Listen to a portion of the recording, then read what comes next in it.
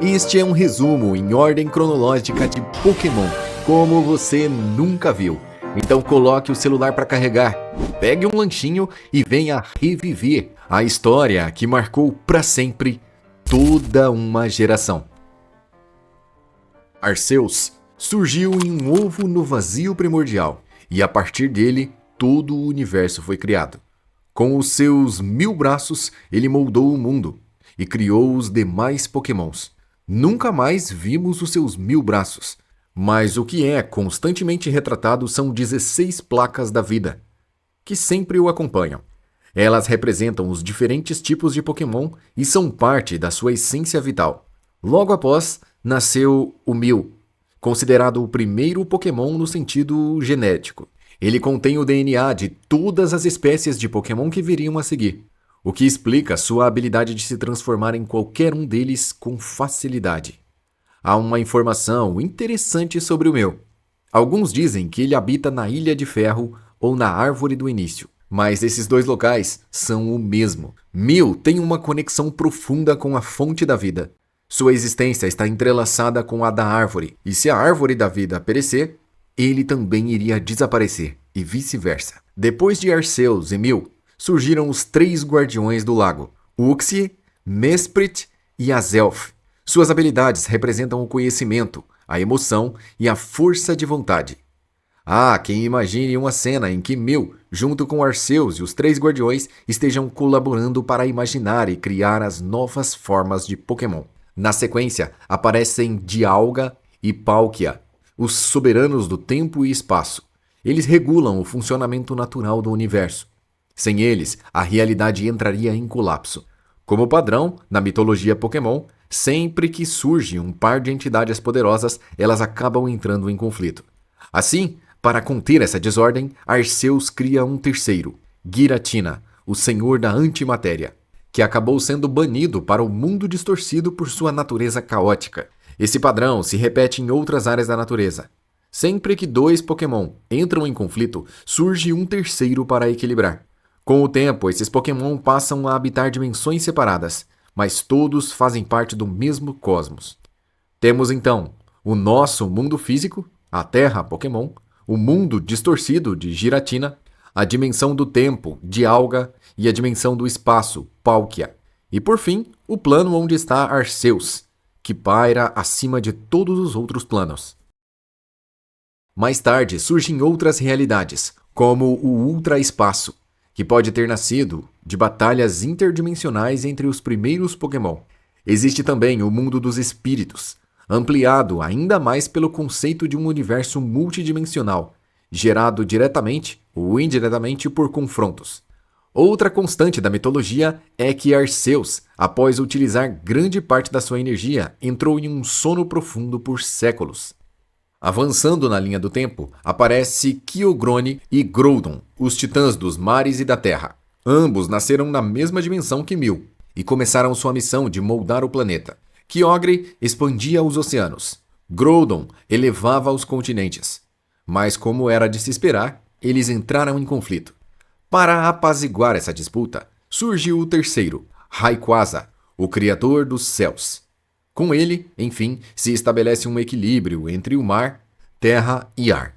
A partir de então, esses 3 deixam de ser apenas criadores e passam a ser guardiões da terra. Rayquaza, inclusive, nunca abandona a camada de ozônio, protegendo a atmosfera. Logo depois, conhecemos Xerneas e Yveltal. Xerneas é o doador de vida e Yveltal o ceifador. É fácil imaginar que o mundo seria melhor sem ele, mas isso seria negar a existência natural do equilíbrio. Como de costume, eles brigam, e assim surge o terceiro, Zygarde, o Pokémon do equilíbrio natural. Diferente dos outros, Zygarde está disperso em células espalhadas pelo planeta. Quando algo ameaça a harmonia, essas células se unem, e ele aparece com a missão de proteger o mundo inteiro, não apenas a região de Kalos, como alguns pensam.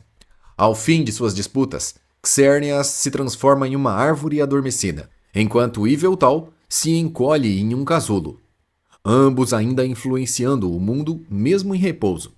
Eventualmente, eles despertam e o ciclo recomeça. Entramos então na parte dos climas. Surgem Moltres, Zapdos e Articuno, titãs do fogo, trovão e gelo. Onde eles passam, o clima muda drasticamente. Viajando constantemente ao redor do mundo, eles evitam cruzar os caminhos entre si. Por isso, os climas se alteram, mas não se sobrepõem. Moltres habita vulcões ativos. Zapdos habita no meio de tempestades. E Articuno em montanhas geladas. Retirá-los de sua rota natural pode causar desastres climáticos massivos. Quando esses três entram em conflito, quem aparece é Lugia, conhecido como o Grande Guardião dos Mares. Se ele quisesse, poderia afundar o planeta inteiro em um dilúvio. Sua contraparte é Ho-Oh, que não tem um papel tão crucial até a chegada da humanidade. Não menos importante, surge Regigas, um Pokémon problemático que gerou várias confusões nas dublagens, mas no inglês é Regigigas, já em japonês, Regigigas. Deixa pra lá a polêmica do nome e vamos voltar para a história. Responsável por moldar os continentes como conhecemos hoje. Ele moveu as massas terrestres e criou outros Regs, como Regirock, Regice e Regsteel. Esses Pokémons foram até a árvore do início para protegê-la, reforçando ainda mais a sua própria importância. Depois de moldar os continentes, ele deixou a própria sorte e foi descansar. Mais um membro do clube de criadores que entraram em hibernação após cumprir a sua função. A partir desse ponto, podemos dizer que todos os Pokémons responsáveis pelo funcionamento do universo e da Terra já estavam criados. O que surgem depois são lendários ou singulares, mas não necessariamente essenciais ao equilíbrio cósmico.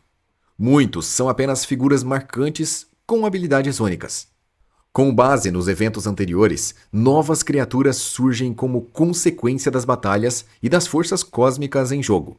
Aqui começa uma longa lista de Pokémons lendários e singulares.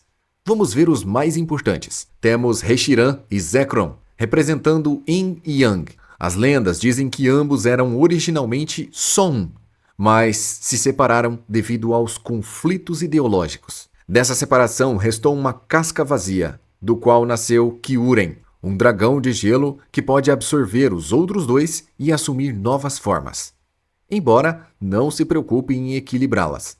Ainda assim, acaba sendo um ponto de união entre ambos. Kyurem é frequentemente considerado o dragão mais forte de todos. Logo depois, surgem três da tríade da força da natureza: Tornados, Tunduros e Landuros, vindos da Ilha das Lendas.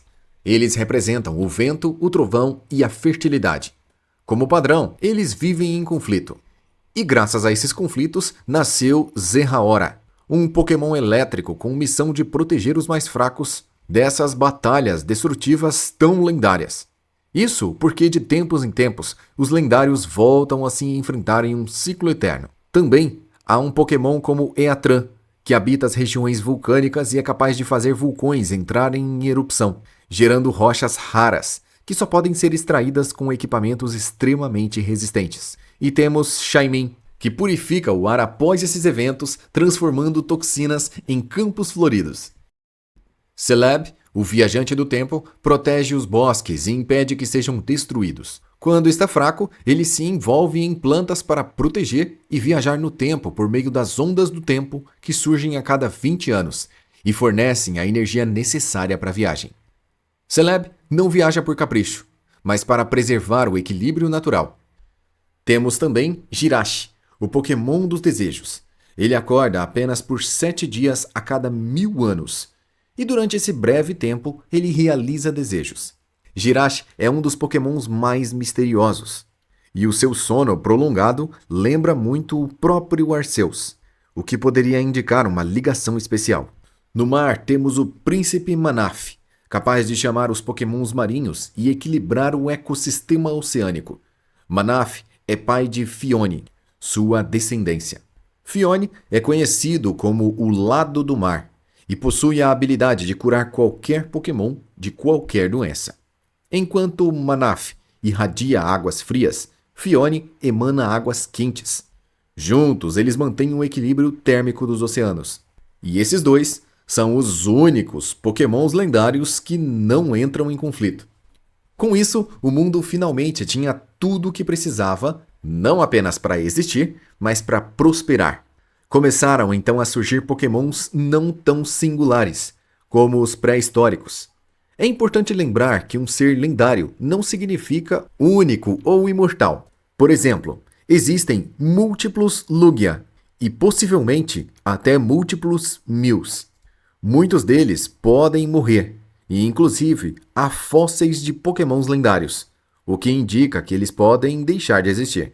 Na prática, o que diferencia um lendário dos demais é que ao surgir ele libera uma imensa quantidade de energia transformadora, gerando vórtices negros no céu. Talvez seja essa ligação com uma fonte de energia que conceda uma longevidade tão grande. Afinal, os lendários vivem bem mais que os pokémons normais. Também se diz que são quase impossíveis de capturar, mas difícil é diferente de impossível. Antes da chegada dos humanos, existiam pokémons pré-históricos, adaptados a climas hostis e instáveis. Um mundo onde as lendas ainda eram jovens e viviam se enfrentando. Nesse cenário aparece Archeops, um dos primeiros pokémons voadores da história. Ele é considerado um tipo ancestral de todos os tipos voadores modernos. Ele viveu nos primórdios do mundo. Esse pokémon possuía habilidades especiais, conseguia germinar sementes, fazer crescer as árvores e alimentava-se dos frutos delas. Ele era um ser autossustentável, um verdadeiro guardião natural. Também existiam as tartarugas ancestrais. Os humanos, muito tempo depois, só encontraram fósseis. Muitos acreditam que esses pokémons não estão extintos de verdade, apenas escondidos em regiões muito remotas. E isso é um padrão recorrente.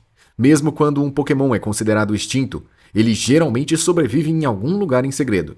É o caso, por exemplo, do Omanite, do Kabuto, Kabutops, o Aerodactyl, entre outros. Acredita-se que na pré-história sua forma original fosse a Mega Evolução, sugerindo que muitos pokémons antigos já viviam no estado Mega naturalmente. Na Montanha Retorcida, na região Unova, existe um túnel do tempo, que permitiu a humanos viajarem ao passado e conviverem com os pokémons pré-históricos. Locais semelhantes também existem em regiões como Hoenn e Johto. Acredita-se que sob a árvore do início há uma concentração enorme de pokémons antigos, vivendo como se nunca tivessem sido extintos, sendo protegidos por Mew. O próprio Mew é considerado extinto por muitos, mas continua ativo. Os únicos Pokémon antigos realmente estudados na Era Moderna foram os Manoswine, que sobreviveram adaptando-se às mudanças climáticas. Pokémons como Amaura e Aurorus também existiam e futuramente foram restaurados a partir de fósseis por cientistas humanos. Ainda assim, é provável que os humanos já tenham convivido com eles no passado, como aconteceu com os Regidrago e Regieleki, venerados pela tribo da Árvore Colossal. Outro grupo importante são os Pokémons alienígenas, seres que vieram de outros planetas e deixaram marcas na Terra. E agora entramos exatamente na cronologia da Terra. Até agora, o universo foi formado e povoado e muitas espécies nasceram e morreram. Muitas entraram em conflito, mas o planeta Terra ainda era vazio. Então um meteoro caiu na Terra e formou a Ilha de Ferro. Ela se originou de um meteorito e foi construída e moldada por pokémons alienígenas. Um pokémon que chegou à Terra por meio de meteoritos é o Lunatone, que possui a habilidade de controlar mentes e se alimenta da luz da lua. Também temos Clefairy e Clefable, frequentemente avistados em naves espaciais pequenas, viajando em grupos. A ciência Pokémon não confirma isso oficialmente. É uma hipótese. Mas para nós, que somos fãs e conhecemos a história, fica claro que os Pokémon se originaram em outro planeta e depois caíram na Terra. E por falar nisso, é claro, Deoxys, um Pokémon mais diretamente ligado ao espaço. Ele é um tipo de vírus alienígena que sofreu mutação. E esse é oficialmente o primeiro Pokémon declarado oficialmente alienígena. Ele vem à Terra com frequência, talvez apenas para descansar das suas longas viagens espaciais, mas sempre que aparece, protagoniza batalhas intensas com Rayquaza. Deoxys é extremamente poderoso, capaz de criar dimensões alternativas e se comunica de forma completamente diferente dos humanos, uma forma muito mais avançada. Em algum momento, os Pokémons perceberam que poderiam colaborar com os humanos.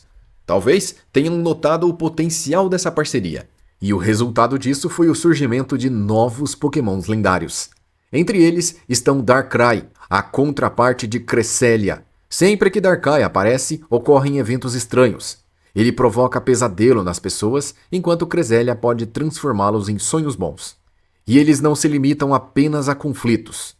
Cresselia foi capaz de criar Uxie, e ele concedeu inteligência aos Pokémon.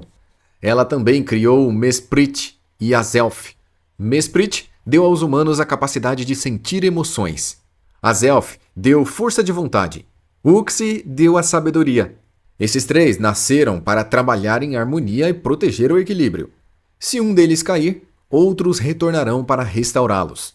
Por isso são conhecidos como o Trio dos Lagos. E eles estão realmente ligados a lagos físicos.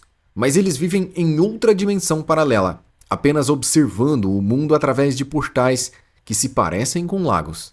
Outros Pokémon lendários que ajudaram os humanos foram Latias e Latios, e os ensinaram a criar laços com quem eles amavam. Os primeiros Latios eram guardas sagrados de Johto, e em um ato de amor usaram toda a sua energia em forma de água para salvar essa cidade de uma destruição. Latios teria desaparecido após esse sacrifício, e o seu espírito ficou preservado na Joia da Alma. Aqui encontramos Ho-Oh, a contraparte de Lugia. Os humanos construíram torres para poder vendê-lo. Ele era considerado um deus, até que bandidos tentaram roubar o seu poder causando um incêndio. E assim, Ho-Oh rompeu o laço que ele tinha com os humanos.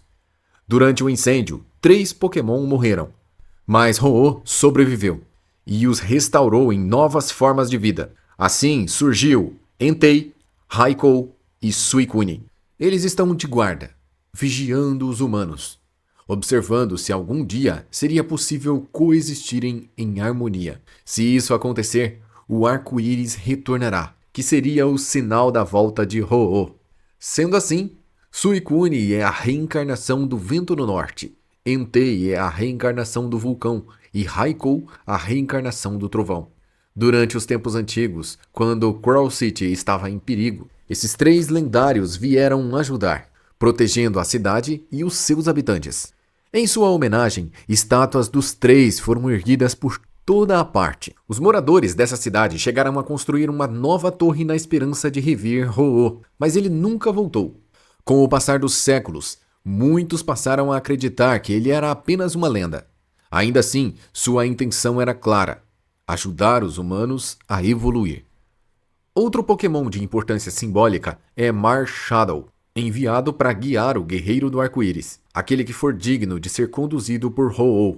Esse guerreiro poderá compreender o verdadeiro propósito de tudo, a união entre Pokémon e humanos, que juntos podem alcançar feitos impossíveis de realizar separados.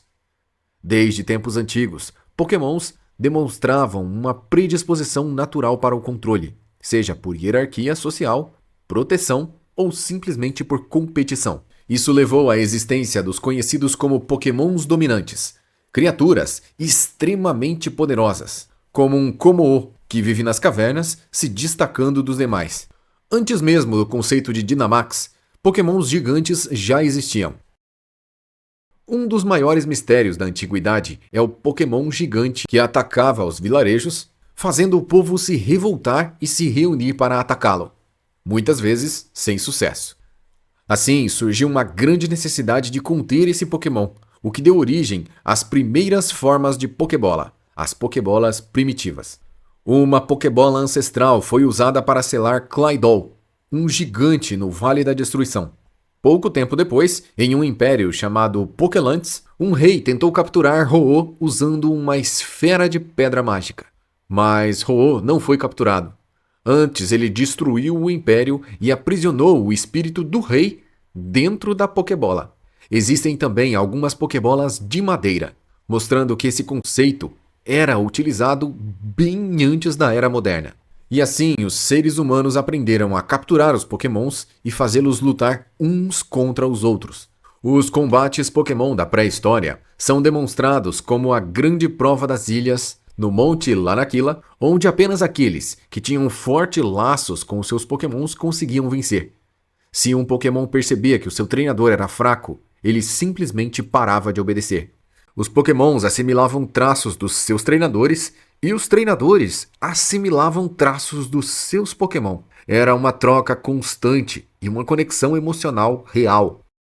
Com o tempo, a humanidade começou a observar e desejar os pokémons lendários, especialmente para usar em guerras. Como as regiões começaram a se formar, os humanos também aprenderam a lutar entre si, e ter um lendário era uma vantagem injusta. Um exemplo disso é a tentativa antiga de capturar Ho-Oh, que já falamos aqui, mas muitos outros casos aconteceram. Agora vamos avançar no tempo e chegar a cerca de 3.000 anos atrás, onde houve a Grande Guerra de Kalos. Para encerrar a guerra, Yveltal apareceu, ceifando a vida de milhares e encerrando o conflito.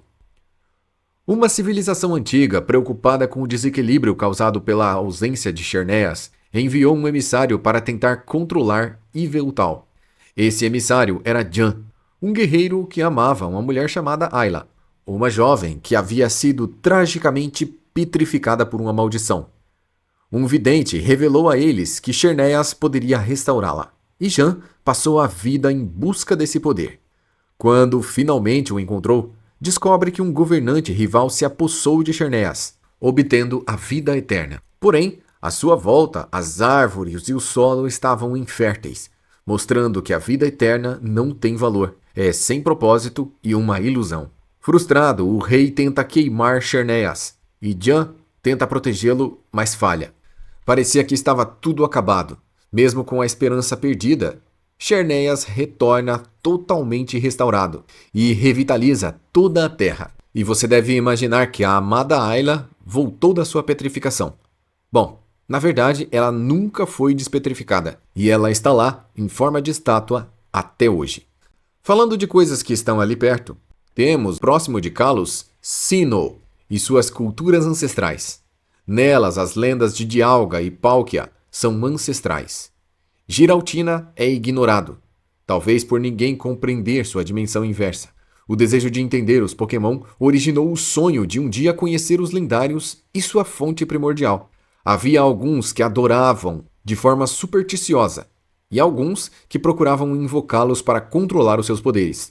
Os antigos textos descrevem o uso de alguns Pokémons lendários, ativados por orbes sagrados, chaves de invocação, correntes e ativação por rituais, como o ritual no Pilar da Lança através do Portal da Lança. Esses elementos eram usados para tentar recriar o início de tudo, e os humanos tiveram sucesso. Tiveram tanto sucesso que conseguiram Dialga, Palkia e até Giratina, mas eles não obedeceram os humanos. Sinnoh é uma das áreas mais remotas e mais antigas de todo o mundo Pokémon. E ali existe uma organização criminosa chamada Equipe Galáctica. Ela usava esses elementos e ferramentas para tentar controlar os lendários e dominar o mundo. As lendas também contam que as batalhas entre Dialga e Palkia eram as mais intensas da história. Em certa ocasião, Darkrai interveio e ensinou os humanos uma forma de acalmar os conflitos. Uma canção sagrada, composta por notas musicais especiais que tinham o poder de acalmar as águas e as feras. E assim, muito tempo de paz se passou, e a melodia se tornou desnecessária. Os humanos locais criaram uma espécie de disco para reproduzir a música em uma torre antiga. Outra lenda importante envolve Manaf, o príncipe do mar. Registros antigos mencionam um templo submarino chamado Templo Samaya, que navegava pelos oceanos e somente Manaf sabe como encontrá-lo. Vários ladrões tentaram encontrar para roubar a Coroa do Mar, um artefato sagrado que está guardado nesse templo. Phione, nascida de Manaf, possui um instinto de localização, o que o conecta diretamente com o templo. Antigos relatos de Unova dizem que uma rainha mascarada e portadora de um cetro tinha poder de controlar em massa os Pokémon. Essas relíquias mágicas, que poderiam ser usadas para o bem ou para o mal, foram escondidas no templo, e muitos tentaram obtê-las. Em Johto, marinheiros relataram tempestades terríveis que cessavam quando Lugia surgia. acalmando os mares. Nas Ilhas Redemoinho, acreditava-se que Lugia se esconde para proteger a si mesmo e as suas criaturas. Na cidade Blackthorn, existe um cristal lendário submerso, e ele foi feito por humanos para tentar atrair os Zapdos. Esse cristal tem o poder de regenerar a energia elétrica, beneficiando muito Pokémons tipo elétrico. Em Hoenn, as esferas azuis e índigo foram criados por antigos povos para controlar Groudon e Kyogre. Embora o controle fosse possível, as esferas rompiam a mente dos humanos, tornando todos eles malignos. Com isso, os itens foram totalmente selados, mas eventualmente acabaram sendo redescobertos. Isso mostra que a ganância humana aumentava a cada século, assim como a sua sede de poder, levando a eternos ciclos de destruição e reconstrução. Algum tempo depois, outra civilização, ainda em Hoenn, criou uma máquina do tempo, considerado o maior tesouro que existe. A máquina foi escondida nas ruínas e funcionava com o poder dos Solrock. Muitos tentaram usá-la com más intenções. Então, ela foi levada ao total esquecimento. Em Unova, Meloetta é a peça-chave no funcionamento de outro templo submarino. Lá está o Espelho Veraz, um artefato capaz de ativar os poderes de Landorus, Tundurus e Tornados. Somente Meloetta pode liberar seu poder. Quem possuir esse espelho terá o controle sobre as forças da natureza. E isso não é um mito. Todas essas civilizações antigas parecem compartilhar algo em comum. Ou elas adoravam os Pokémons como deuses, ou tentavam controlá-los para vencer as guerras usando o seu poder. Quase nenhuma civilização antiga buscou amizade ou companhia ao lado dos monstros. Um dos primeiros registros de colaboração entre humanos e lendários envolve exatamente Landorus, que após ser ferido em batalha foi cuidado pelos humanos de Unova. Como agradecimento, ele transformou a região em um paraíso fértil. Um obelisco foi erguido para manter Tornados e Tundros longe dali. Nas mesmas ruínas encontramos Golurk, considerados por muitos o primeiro Pokémon artificial.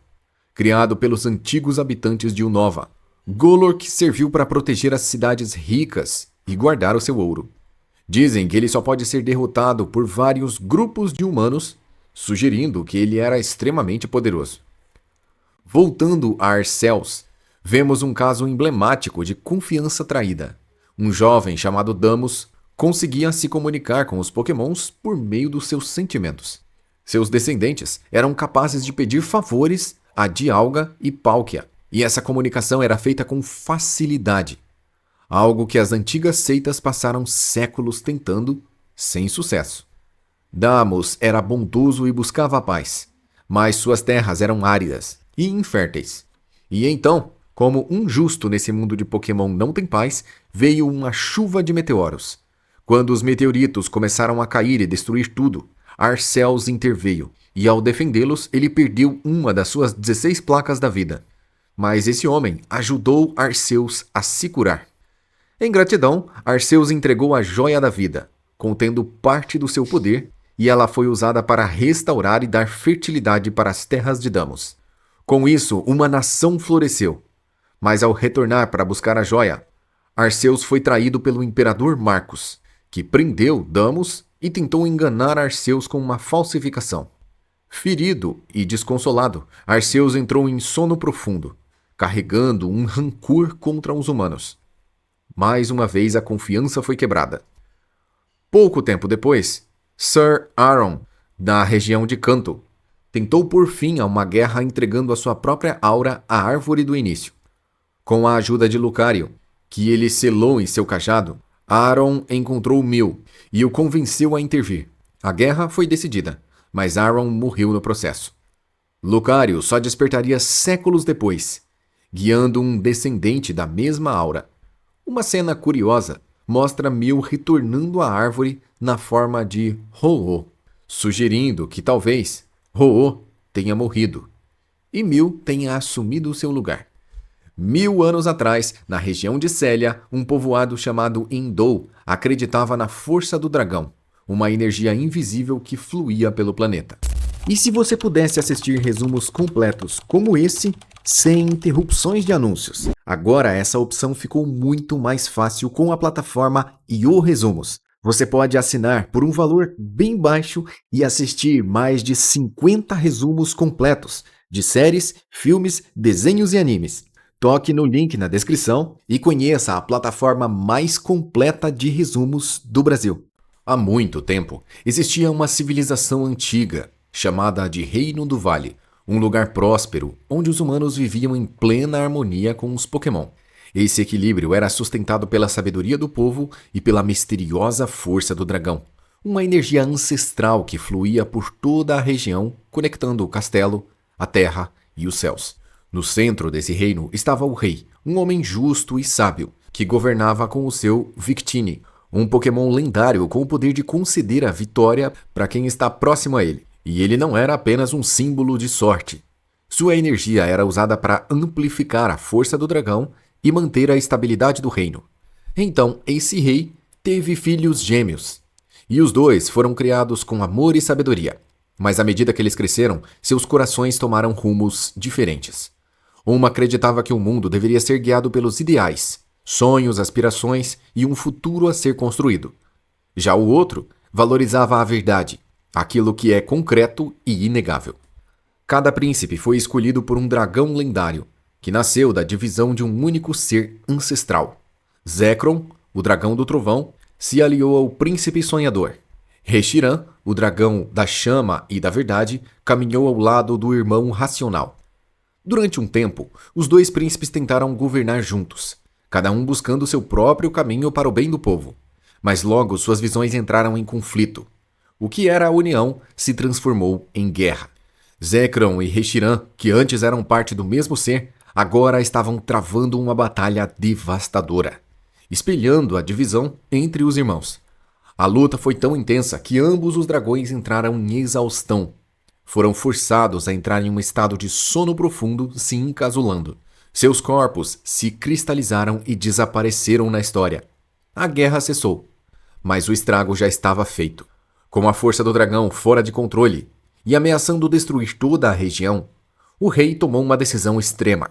Usando o poder de Victini, ele ativou uma antiga tecnologia, uma estrutura chamada de a Espada do Vale, que funciona como um mecanismo místico de transporte e defesa. Ele ergueu todo o castelo e o seu povo, selando-os dentro de uma barreira mágica e levando todos eles para o topo de uma montanha. Para manter esse equilíbrio, Victini ficou preso no interior da barreira, canalizando sua energia para manter a estrutura flutuante estável. O preço foi alto. O rei usou toda a sua energia vital nesse processo e acabou morrendo.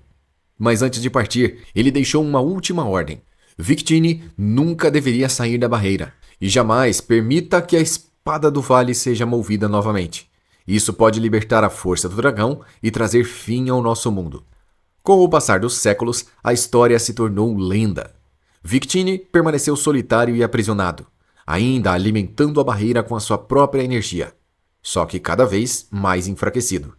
Enquanto isso, a humanidade prosperava, mas os erros do passado persistiam. O uso de Pokémons em batalhas, muitas vezes contra a própria vontade, continuavam sendo parte desse novo mundo. Cerca de 800 anos atrás, a região de Kalos foi devastada por uma catástrofe sem precedentes.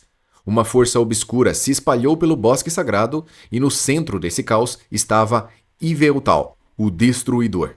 Seu poder sugava a energia vital de tudo ao seu redor, deixando a floresta estéril e silenciosa. A origem exata desse surto permanece um mistério, mas o equilíbrio foi restaurado quando Xerneas, o guardião da vida, interveio. Ao seu lado estava Diancie, a princesa do Reino dos Diamantes, que canalizou a sua luz para conter a devastação. Ao fim do confronto, Yveltal entrou em um estado de hibernação. Se tornou um casulo, enquanto Xerneas, também esgotado, se transformou em uma árvore e espalhou a sua energia e força vital por toda a Kalos. Nessa mesma região, algum tempo atrás, uma guerra silenciosa dividiu clãs. Uma vila estava prestes a sucumbir, então surgiu um Greninja lendário, e a habilidade muito fora do comum levou ele além dos limites naturais. Ele atingiu uma mega evolução, uma forma rara de poder que desperta apenas por conexões profundas. Esse Greninja se tornou o líder dos defensores da vila. A lenda diz que sua alma heróica atravessou os tempos, renascendo séculos depois como parceiro do jovem treinador Ash Ketchum, mantendo viva a linhagem dos heróis ocultos nas sombras. 400 anos atrás, em Johto, uma seca severa assolou o pequeno povoado de Azélia. As colheitas estavam morrendo e os rios secando. Quando tudo parecia perdido, um Slowpoke apareceu. Calmamente e usando seus poderes psíquicos, ele trouxe chuva para a região. Este é um Pokémon incomum, com um poder psíquico muito acima da média. Desde então, ele passou a ser reverenciado como um salvador local, símbolo de sabedoria. E até hoje, Azalea Town venera a estátua desse Pokémon. Mas nem todas as histórias são pacíficas. A relação entre humanos e Pokémons foi marcada por milênios de manipulação, idolatria e conflitos. Para muitos, os Pokémons eram apenas armas de guerra, ou milagres vivos a serem explorados. E mesmo quando surgia alguém capaz de criar um vínculo verdadeiro, logo aparecia outro humano com um cristal mágico, uma esfera de controle, ou um artefato ancestral e reiniciava o ciclo de ódio. E para avançarmos nessa cronologia, precisamos voltar um pouco no passado para entender o presente. 3.000 anos atrás, o céu da região Galar foi coberto por um vórtice negro. Um meteorito caiu do espaço trazendo consigo Eternatus, um ser alienígena de energia pura. Seu núcleo libera uma radiação chamada de energia galar, que causava mutação nos Pokémon. Eles se tornavam gigantescos, descontrolados, e surgia um fenômeno conhecido como Dynamax, ou Gigantamax, dependendo da tradução. Algumas mutações afetavam também a forma do Pokémon. O caos se espalhou rapidamente, até que 2 heróis armados com uma espada e um escudo sagrados invocaram os lendários Zacian e Zamazenta, os lobos guardiões de Galar. Combinando forças, eles selaram a ameaça e restauraram a ordem. Séculos depois, e agora voltando para nossa cronologia, o empresário Rose começou a estudar as partículas dessa energia. Com avanços tecnológicos, ele desenvolveu pulseiras Dynamax, que permitiam aos treinadores acessar esse poder. Mas havia uma condição: somente quem tinha um laço emocional sincero com seu Pokémon era capaz de controlar essa força. Sem esse vínculo, os Pokémons entravam em fúria e perdiam totalmente o controle, revivendo os terrores do passado. Outro marco dessa relação entre humanos e Pokémon foi a descoberta das mega-evoluções. Diferente da evolução tradicional, esse processo é temporário e depende de 2 elementos: uma mega-pedra, única para cada espécie de Pokémon, e uma chave de mega-evolução, que representa a ligação emocional com o treinador. Na região de Kalos, o renomado cientista Nicholas, do antigo reino Ashod, dedicou sua vida a unir ciência e magia.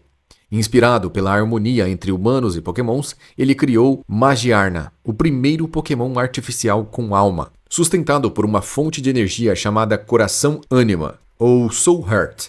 Magiarna era mais do que uma criação. Ele era a chave para a maravilha mecânica que protegia todo o reino. Quando a guerra ameaçou Ashod, Nicholas percebeu que as suas invenções estavam sendo usadas como ferramentas de dominação. Então ele ficou tomado pelo arrependimento e ordenou que Magiarna fugisse e desaparecesse. E ela fugiu, e foi encontrada por Volcanion, um Pokémon guardião das florestas, que passou a protegê-la em busca de refúgio longe dos humanos. Nesse mesmo período sombrio surgiram os espadachins místicos Cobalion, Terrakion, Virizion e Keldeo. Esses lendários dedicaram suas vidas a proteger Pokémons inocentes das atrocidades cometidas pelos humanos. E se você nunca os viu, pode estar pensando como esses quadrúpedes são espadachins. Na verdade, as espadas saem das suas cabeças como se fossem chifres. Eles treinavam juntos, defendiam os fracos e mantinham a vida e a esperança de um mundo mais justo. Zeraora, um lobo elétrico de espírito selvagem, também apareceu nessa época, protegendo florestas e expulsando humanos que destruíam habitats naturais. Em Kalos, as mega-evoluções se espalharam entre os clãs. E o primeiro Pokémon conhecido a alcançar essa forma foi Lucario, Com uma conexão inquebrável com seu treinador, Lucario usou uma Lucarionite, sua mega pedra específica, e ativou sua nova forma com uma chave de mega evolução. Com o avanço da ciência, alguns tentaram forçar mega evoluções sem laço emocional. Essas transformações forçadas geravam sofrimento e ressentimento. Entre os vínculos sagrados e abusos impiedosos, a história da humanidade permanece marcada por um eterno dilema: proteger ou controlar. E até hoje essa escolha continua definindo o destino de ambos. Na misteriosa região de Alola, o poder dos laços entre treinador e Pokémon se manifesta de forma única, os lendários movimentos Z. Diferente de qualquer técnica convencional, os movimentos Z surgem da fusão emocional entre o coração do treinador e o treinado, canalizados por meio de um cristal Z e ativados com a ajuda do Z-Ring. Essa energia intensa gera golpes de poder devastador, mas não pode ser invocado por qualquer um. Apenas aqueles que realmente respeitam e valorizam a vida conseguem despertar esse tipo de conexão, transformando o combate em uma expressão viva de confiança. Mas a origem dessa força vai além da compreensão moderna. Segundo as antigas lendas, tudo começou com uma entidade conhecida como o Refulgente, um ser celestial cuja luz mudou para sempre a história de Alola. Há milênios atrás, uma luz intensa desceu do céu, envolvendo o arquipélago com um brilho divino. O povo, maravilhado, reconheceu aquela luz como algo sagrado instantaneamente e passou a chamá-la de o Refulgente. Essa entidade, envolta em mistério, usou todo o poder para erguer as ilhas de Alola, moldando o arquipélago com sua própria luz vital. Mas essa luz, por algum motivo, entrou em sono profundo. Sua energia se corrompeu e deu origem a uma forma sombria, conhecida apenas pelos adoradores de Negasma, o nome ancestral de um ser que mais tarde seria identificado como Necrozma. Mas a luz primordial não desapareceu por completo. Antes de se apagar, ela se dividiu em duas entidades: o Sol Galeu, o emissário do Sol, e Lunala, a guardião da Lua. Ambos herdaram fragmentos da luz, e após cumprirem seu papel na Terra, retornaram ao ultraespaço, um reino misterioso, além da realidade, onde supostamente eles vivem. Em retribuição à dádiva do Refulgente, os povos de Alola passaram a realizar rituais de gratidão. Acreditavam que ao devolver a energia vital à entidade adormecida, poderia recuperar a luz. Esse gesto simbólico deu origem ao Festival Manalo, uma celebração ancestral que une luz, povo e ultraespaço. Este ultraespaço, um dia, foi fértil e vibrante, semelhante à Terra. Porém, um meteorito devastou tudo, destruindo tudo o que estava no seu caminho. E o Refulgente, a luz primordial, tentou exatamente proteger o seu povo e o seu mundo. Mas ao usar toda a sua luz para tentar salvar o seu povo, ele ficou vazio por dentro, corrompido e em desequilíbrio. Nesse estado quase sombrio, ele se transformou em Necrozma, um ser fragmentado, agora vagando em busca da luz que perdeu. Mesmo assim, Alola permaneceu protegida por 4 espíritos guardiões, que surgiram exatamente para defender as ilhas e os seus habitantes. Os 4 são Tapu Koko, Tapu Lele, Tapu Bulo e Tapu Fini. Esses seres místicos observam os humanos com desconfiança. Adoram testar treinadores em batalhas e os desafiam para medir sua coragem e integridade. E é claro que novas ameaças começaram a surgir e emergir através de fendas dimensionais chamadas ultra-umbrais. Por elas surgiram seres enigmáticos, chamados de ultraentes, criaturas vindas do ultraespaço com comportamentos imprevisíveis e poderes descomunais. Mesmo os Tapus, com toda a sua força, enfrentaram dificuldades para conter essas criaturas, resultando em combates épicos que marcaram a história dessas ilhas. Foi nesse contexto que os movimentos Z se tornaram mais do que técnicas. Foram elevados a armas sagradas e alimentadas pela Ultra Aura, a mesma energia que fluía das fendas ultradimensionais. Ao combinar os cristais Z, a energia dos Tapus e a sincronia entre treinador, era possível liberar ataques com poder suficiente para conter até mesmo os ultraentes. Mas havia uma condição. O movimento precisava ser perfeitamente sincronizado. Sem o alinhamento total, o cristal Z se quebrava e o poder esvaziava. Anos mais tarde, cientistas da região se dedicaram a estudar sobre essa energia e locais sagrados, como os templos do Sol e da Lua, que são estruturas antigas, protegidas por pokémons dominantes, versões fortalecidas de espécies nativas. Esses templos guardam segredos do ultraespaço, os herdeiros do refulgente e as forças ocultas por trás dos fenômenos dimensionais. Com o avanço das descobertas, foi criada a Fundação Aether, uma organização que tinha como fachada a proteção e cuidado, mas as suas intenções eram muitas vezes sombrias. Entre suas ambições mais ousadas estavam a abertura de novos ultra-umbrais para estudar e capturar os ultraentes, colocando em risco o frágil equilíbrio entre os dois mundos. Cerca de 100 anos atrás, nas areias douradas da cidade de Dahara, uma criatura singular surgiu em busca de algo simples: comida. Seu nome era Roupa. Apesar de sua aparência simples, ele possui um poder descomunal, a habilidade de invocar praticamente qualquer coisa, mesmo que seja um Pokémon lendário. E essas invocações são feitas através de portais dimensionais. Para agradecer a hospitalidade dos humanos, Roupa começou a conceder desejos e distribuir ouro mágico. O povo ficou maravilhado com essas façanhas, e Dahara prosperou rapidamente. Mas conforme os pedidos e desejos se tornavam cada vez mais gananciosos, Roupa foi sendo consumido pelo excesso de poder. Sua personalidade se distorceu, e logo ele passou a invocar os lendários, não para presentear, mas para desafiá-los em batalhas contra si mesmo, em busca de emoção e até reconhecimento. O que era uma criatura benevolente acabou sendo corrompida pelos desejos humanos e perdeu o controle. Ele deu lugar a uma força instável, ameaçando destruir a própria cidade que o acolheu. Foi então que um sábio, temendo pela ruína de tudo, utilizou elementos das forças da natureza para forjar um artefato sagrado de aprisionamento. Esse item foi forjado na Torre de Jade, um antigo templo conhecido por canalizar o equilíbrio entre os planos espirituais e físicos. E graças a esse item, o lado descontrolado de Roupa foi selado. Eles não o destruíram, apenas o impediram de continuar ferindo a si mesmo e os outros. Assim, a história dos Pokémons continua girando entre dois polos eternos, ganância e sabedoria. Mas há uma esperança, uma lenda, de que um dia um herói surgirá, alguém capaz de reconciliar os erros do passado e curar a ferida emocional aberta entre humanidade e Pokémons. Mas esse dia ainda está por vir. Nos tempos modernos, à medida que a sociedade evoluiu, também surgiram novas instituições para proteger o equilíbrio. Uma das mais importantes é a Polícia Internacional, uma força de elite encarregada de investigar e neutralizar ameaças globais. Sua missão vai além da simples aplicação da lei.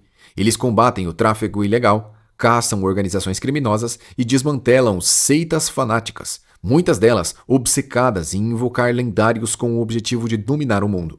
Trabalhando em paralelo estão os Rangers, agentes treinados para atuar em zonas naturais e preservar o ecossistema.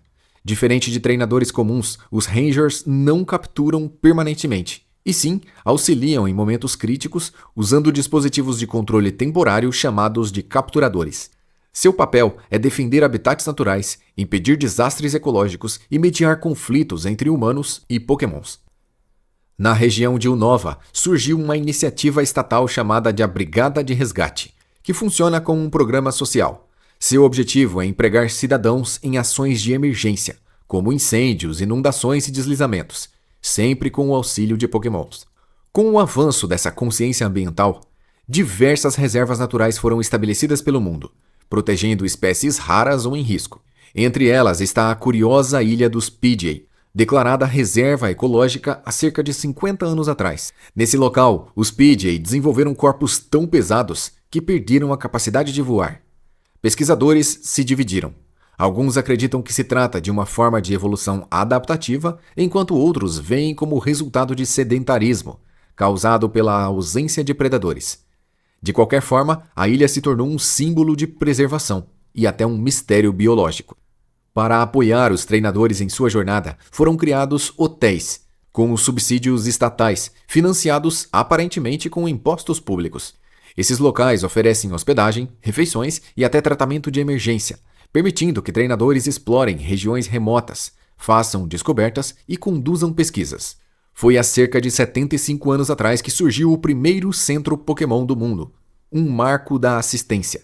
Ele foi fundado às margens do lago Lucid, em Johto, uma área que na época estava severamente contaminada por resíduos industriais. A idealizadora foi Joy, uma enfermeira que tinha uma forte ligação com os aquáticos. Ela ficou sensibilizada com o sofrimento que presenciava e escreveu um livro, Uma Primavera Sem Pokémon, um manifesto ambiental relatando o abandono dos Pokémon de água e os danos causados pela poluição. Sua filha herdou esse espírito e fundou o primeiro centro de purificação de água, ampliando a missão da família. Mas a neta, ironicamente, desenvolveu uma aversão profunda aos Pokémons aquáticos. E isso aconteceu após ela quase se afogar em um acidente. Mesmo assim, ela assumiu o legado e atualmente coordena um dos maiores centros de tratamento do mundo. Ao longo das décadas, a família Joy se espalhou pelas regiões, passando o bastão de geração em geração. Todas compartilham traços físicos muito semelhantes, o que não se deve à clonagem, e sim um mistério genético, mas com algumas exceções. A Joy de Kanto, por exemplo, salvou um Magikarp e prefere cuidar dos Pokémons diretamente no campo sem depender de centros. Há em regiões distantes, como Tessélia, Joys que nunca deixam de sorrir, e que muitos acreditam ser um efeito colateral do estresse crônico de cuidar de centenas de criaturas diariamente. Uma Joy chegou até a estudar a psicologia, buscando compreender traumas e padrões emocionais entre espécies. Paralelamente, a família Jenny domina a força policial. Embora existam homens na corporação, as chefes de delegacia são sempre quase mulheres da linhagem Jenny, todas com aparência semelhante, voz firme e senso de justiça. Assim como as Joys nos centros, as Jennys mantêm a ordem nas ruas, nos portos e nos aeroportos, sempre acompanhadas dos seus fiéis Pokémons. Juntas, Joy e Jenny representam os pilares da proteção moderna: cuidado, vigilância, afeto e justiça. Ambas as famílias lutam, cada uma à sua maneira, para manter a paz entre humanos e Pokémons em uma sociedade cada vez mais independente. Com o avanço acelerado da ciência Pokémon, o mundo testemunhou uma invenção curiosa. Hoje existem mais especialistas do que médicos dedicados aos próprios humanos. Enquanto um humano doente recebe um atendimento normal, um Pokémon doente tem à sua disposição alta tecnologia, dispositivos de ponta e ciência avançada para o tratamento de qualquer doença ou ferida. Apesar de toda a história, nem todos os Pokémons foram tratados como ferramentas. Muitos vivem com companheiros e até membros da família, especialmente nas escolas, criados tanto pelo setor público quanto privado. Nessas instituições, o foco é o convívio, a empatia e a cooperação. Mas nem tudo evoluiu de forma tão positiva.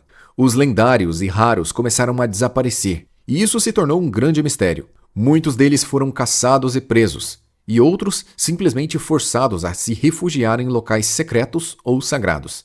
O caso mais conhecido talvez seja o Eevee, considerado por muitos um dos mais singulares. Outros, como o Dratini, preferem se esconder. Eles não são extintos, apenas se refugiaram em locais isolados, como a mítica Árvore do Começo.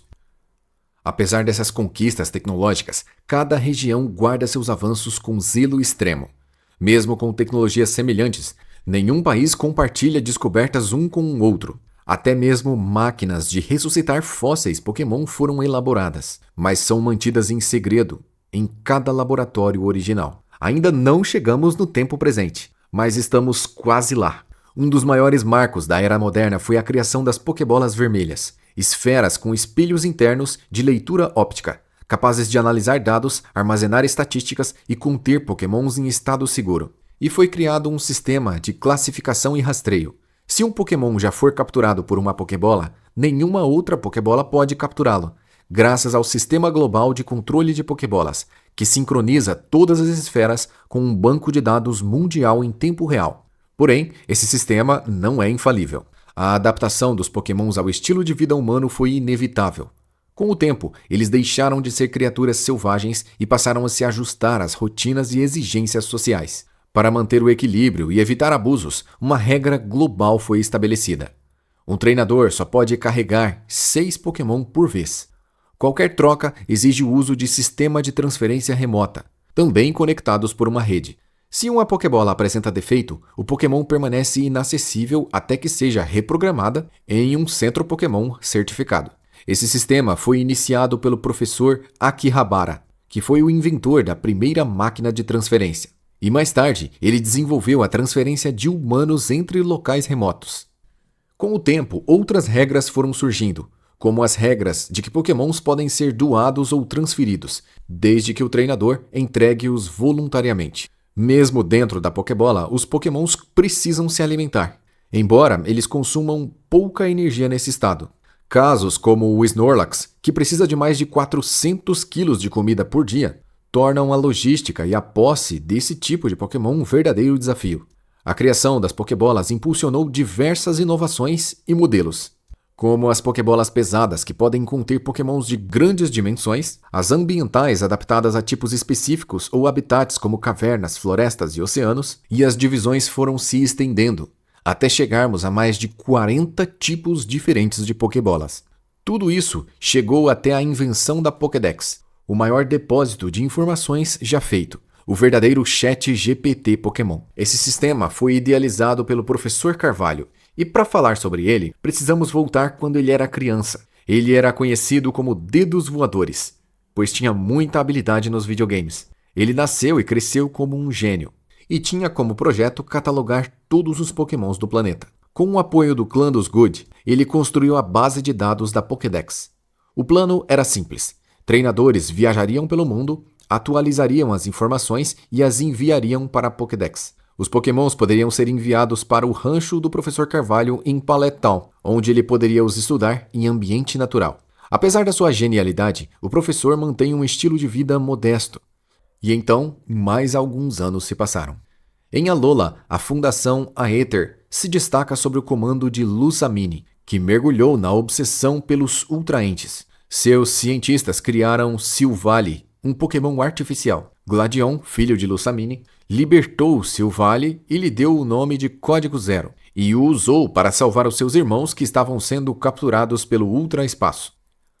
Depois de alguns anos, a Pokédex se tornou uma ferramenta vital na jornada dos treinadores, mas as suas descrições nem sempre eram tão confiáveis.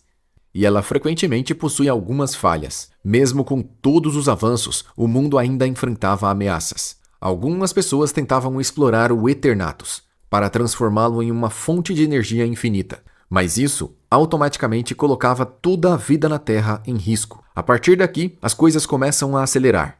Colecionadores como Lawrence III buscaram capturar todos os Pokémon lendários, começando com uma Carta do Mil. Grupos criminosos continuaram explorando os Pokémons por poder, lucro e dominação. Surgiu a equipe Magna, que chegou a encontrar um fóssil de um Groudon e tentou revivê-lo. Além disso, existem grupos e seitas que exploram e tentam entender os Pokémons alienígenas. Há registros de casos como o Kodai, que roubou ondas temporais de Celebi e causou um colapso na cidade coroa. Com isso, ele passou a prever o futuro e construiu um império bilionário.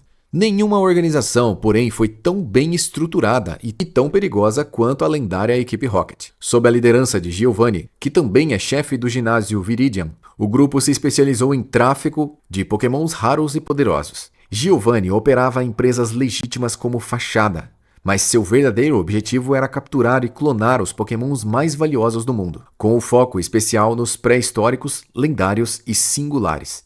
Eles eram altamente cobiçados no mercado negro. A equipe Rocket recruta pessoas às margens, desesperadas, gananciosas ou ressentidas. Quem falha precisa pagar com o próprio bolso.